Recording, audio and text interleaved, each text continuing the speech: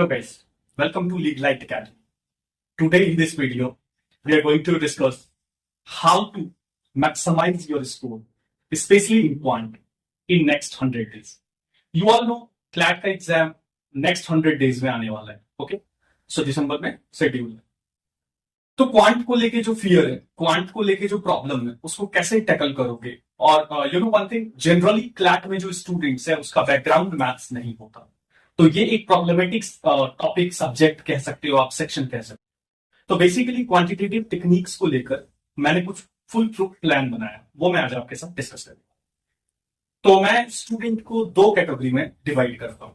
Category 1 जिसमें students ने syllabus complete कर लिया है, okay, and category 2 for those students जिसका सिलेबस स्टिल पेंडिंग है, ओके, आई मीन प्रोसेस में.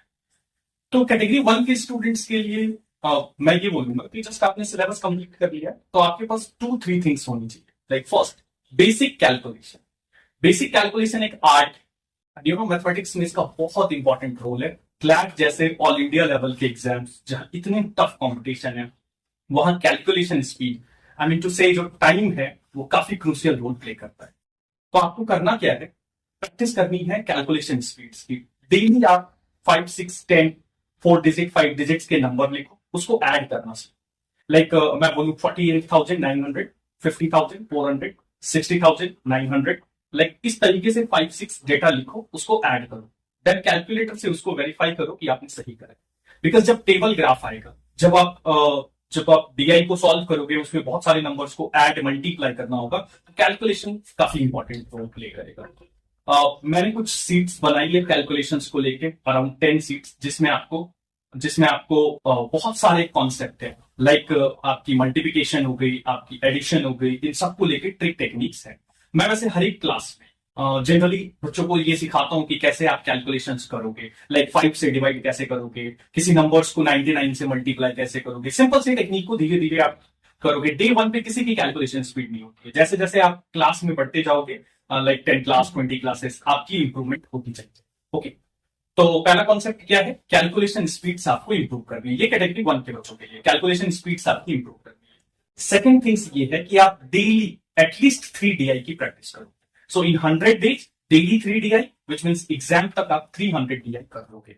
अब सर डीआई में कौन से टाइप की डीआई में करो, तो 2 केसलेट डीआई को. Caselet DI in the sense जिसको आप पीवाईक्यू कहते हो, I mean passage based question, PBQ, okay, and PYQ also, previous year questions also. तो again, first thing calculation speed, second thing 3 DI in which 2 caselet and 1 from pie chart, line graph, bar graph, multi diagram DI, miscellaneous kind of DI. तो 2 passage based हो जाएगी और एक in case अगर exams में like 2020 में आपने देखा कि पैसेज बेस्ड एक भी DI नहीं दिख रहा है, डिफरेंट काइंड ऑफ DI की. तो एक प्रैक्टिस करनी है आपको different type of DI, line graph, pie chart, bar graph वाली, और 2 करनी है आपको केसलेट.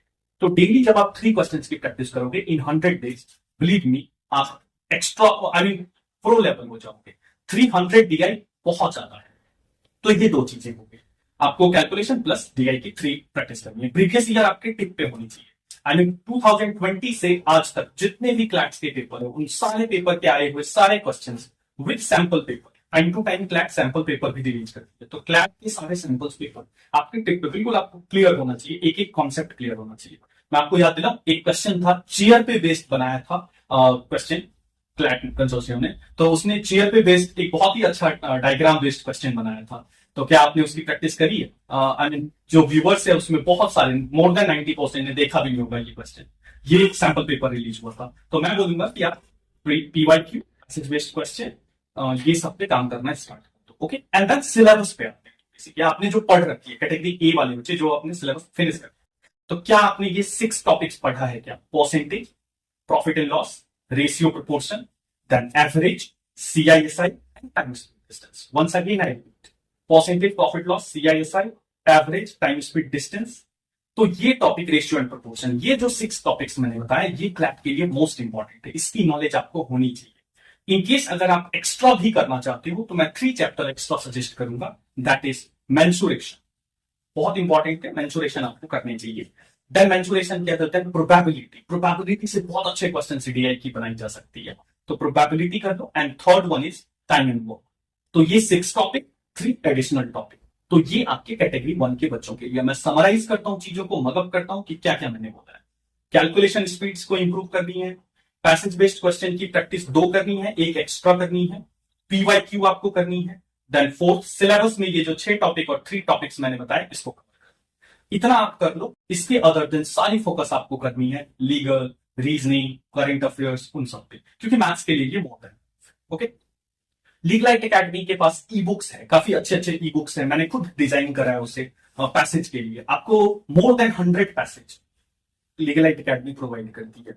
आपको different kind of line graph, tabular DI, line graph, pie chart, bar graph की बहुत अच्छे अच्छे क्वेश्चंस हैं, तो आप उनसे प्रैक्टिस कर सकते हो। अब आते हैं कैटेगरी बी के लिए स्टूडेंट्स। आपका सिलेबस स्टिल पेंडिंग है, तो सेम चीजें पहले आप डिसाइड ये करो, देखो कि क्या आपने ये 6 टॉपिक और प्लस 3 टॉपिक एडिशनल, ये जो टॉपिक है आपने कवर किया है, इसमें कितना कर लिया, 40%, 50%।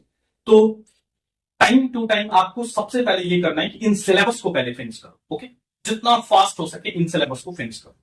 सिलेबस फिनिश करने के बाद आप कैटेगरी बी वाले बच्चों में आ जाओगे। आई मीन इस तरीके से आपको फिर करनी है कि आगे आपको प्रैक्टिस करनी है पीवाईक्यू, ये पैसेज बेस्ड क्वेश्चन, ये सब सारी चीजें करनी है, बट सिलेबस सबसे पहले इंपॉर्टेंट है।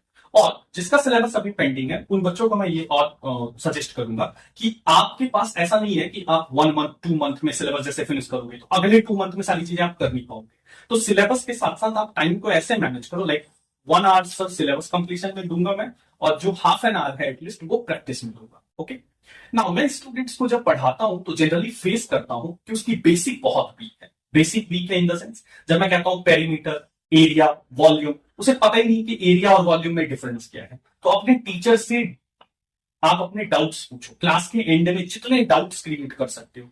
क्लास हमेशा, स्पेशली ऑनलाइन वाले बच्चों को मैं बोलूंगा कि क्लास जो है वो कन्वर्सेशन मोड में होनी चाहिए। ऐसा नहीं कि teacher just movie kind of बोलता जा रहा है, आप सुनते जा रहे हो।